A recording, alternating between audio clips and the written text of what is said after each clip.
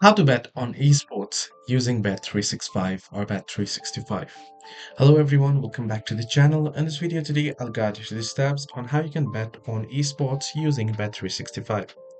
Well, the process itself is pretty simple and pretty easy, so let me go ahead and quick through this video. In order to place bet on esports using bet365, simply access bet365.com and there you want to go ahead and log into your account.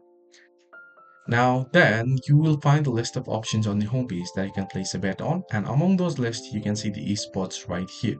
So you can click on esports. If you do not find it here, you can use the search bar as well.